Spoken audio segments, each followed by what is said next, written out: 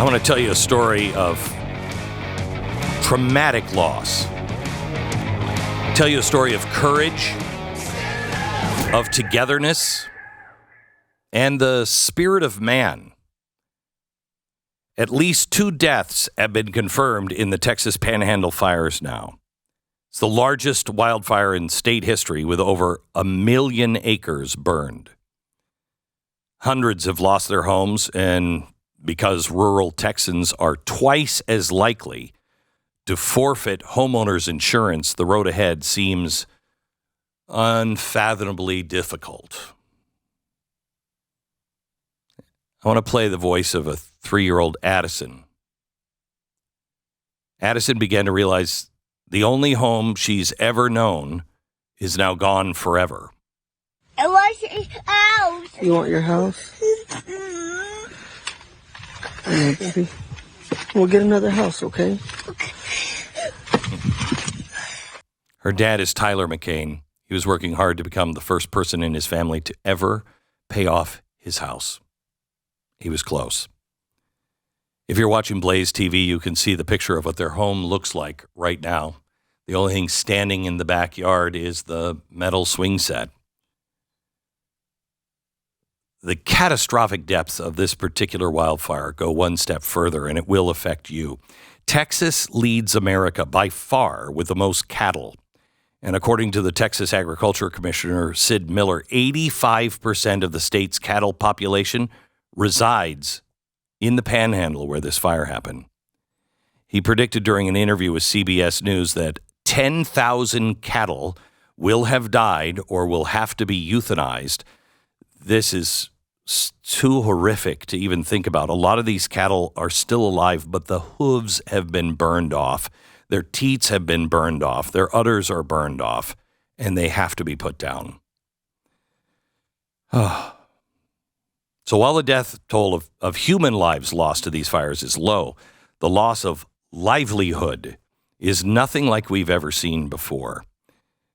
Now, Dixon Creek, it's a division of the Four Sixes Ranch. It was seen in the hit TV show Yellowstone. That is just one of the ranches affected. When the wildfires came near, General Manager Joe Leathers said, the cowboys from other divisions joined forces with other ranches, firefighters, volunteers. They all fought the flames and saved lives. You probably have never met a real cowboy, but they are amazing people. They're some of America's toughest. But can these ranchers and the cattle industry actually recover from this? Joe Leathers joins me now. Joe, welcome. Yeah, good morning, Glenn. How are you? I'm good, better than you are. This is just tragic, and I don't think people understand how bad this is and how much it will affect them. Glenn, before we even start this conversation, I want everybody to understand, you know, we've been in business for over 150 years, and we've got 3 ranches. We lost 23,000 acres in this particular fire. But with that being said, we've been extremely blessed. We've got options, and we didn't completely burn out fence to fence. We didn't lose massive amounts of cattle, and we've got a lot of neighbors that have and are in far worse shape than us. I was at Dixon Creek yesterday, and we were moving cattle out of the burned area, and you know, as cows and baby calves, it's calving season, and little old calves can't travel very far, and they couldn't. A lot of them couldn't outrun the fire, and you know, we were moving those cattle out to country that had not burned, and we were able to adjust and send cattle to the feedlot. But long story short, when I left there, I went to the feedlot and looked at some cattle that we had sent up there, and on my way back, I went through some of the burned area, and I didn't measure it, but for 30 or 40 miles just through one particular area, it was black as far as I could see. Not a blade of grass. Any fences that had wood posts were burned up and on the ground. Fire had burned up to the edge of homes. And, you know, we've been through fires before. And I was telling my wife this morning that, when you're sitting there looking at that burned out country, and you lost an unaccounted for amount of cattle, and don't know what your future holds. It's a pretty devastating feeling. A long time to recover. I have to tell you, I got a call from my ranch manager yesterday, and he said, because we've had 3 sets of twins, and when that happens, the mamas can't feed both, so they're usually gone off. We lost a calf yesterday, 1 calf. I cannot imagine what it feels like to lose the cattle and to see them suffering on the ground. I mean, this is just a horrific story. Well, it is, and this is not the first time that we've had a fire. This is obviously the largest one. It's over 1 million acres and covers 2,000 square miles. You're talking huge, but the Texas Panhandle has fires in the past. I've been through many of them, several of them in my 25 years at the ranch.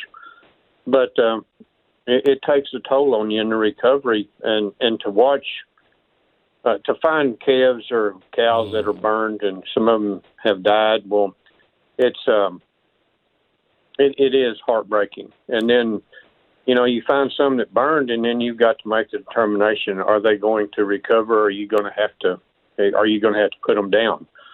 And so that adds a whole nother emotional level to it. Somebody told me that they had seen a video where somebody was driving 60 miles an hour and could not outrun the fire at some point. Is that true? Well, I don't know whether that particular story is true, but I can tell you this, and I know from experience that it can cover, with 60 mile an hour gust, anything gust over 40 miles an hour, that it can cover 20,000 acres, burn over 20,000 acres in 30 minutes or less. Wow. Just unless you've got some obstacle to slow it down, a 4-lane highway won't slow it down. It'll jump the highways. And you can't. Firefighters can't fight something that's moving that fast. You've got to work from the sides, and you got to wait till the wind lays. There's nothing you can do to stop it.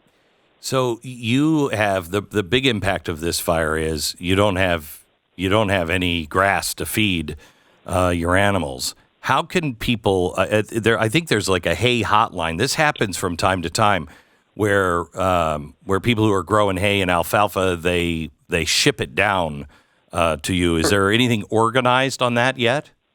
Absolutely. Go to Texas Southwest Cattle Raisers, tscra.org.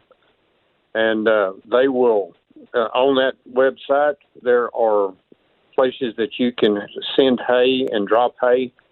And then that way the ranchers in need, they will make sure it gets to the ones that need it. And I'm going to tell you, they need hay. There's folks out there that lost their homes. They need home supplies, fencing material. With 2,000 square miles that's burned up, I don't know how many fences, hundreds or thousands of miles there is of fence that has burned up that's on the ground. So those type of things those are good places to take materials to and donations to. The Star Fund, state of Texas has a Star Fund that's been set up. You can give financially. And I got to share with you, Glenn, I don't know how much time we have, but go ahead. In 2010, we droughted out in Texas. You probably remember it. Yeah, I do. And we moved a lot of cattle. The ranch moved a lot of cattle up north. And what we discovered that the ranching community, we talk about our neighbors across the fence, but the ranching communities is neighbor from the Gulf Coast all the way to the Canadian border. Mm-hmm. And I've had people that I run cattle on up north in some of those states call me and say, "We've got hay. Where does it need to go?" And so we've been getting hay from Montana and South Dakota and Wyoming, not to the ranch, but to these locations. And a big deal now is trucking. You can get people to donate the hay, but they don't have any way to get it to Texas. And then sometimes you don't have a way to get it from the centers where you bring the hay to right. Get it distributed to the people in need. So there's an opportunity there for truckers. Well, there's a lot in common with truckers and cowboys. There is, Yeah. but then the truckers have to pay bills too. I They're know. willing to donate their time and their rigs, but it costs money. So that's another way to give. And I just people's memories are short. Disaster memories are short, and when it rains, you'll get a little green on the ground, and people will forget. It's going to take years to recover from this, even if it greens up. So we're not going to see a price increase. I hate to bring it to this, but we're not going to see a price increase in beef, or we shouldn't, until next year when everything is sold at auction. All these babies that are being born right now are sold at auction. What's the impact on the ability to buy meat in America? None. None? You're not going to see any immediate change in prices at the grocery store. You're not going to see a shortage of beef. Here's the reality. Here's the reality.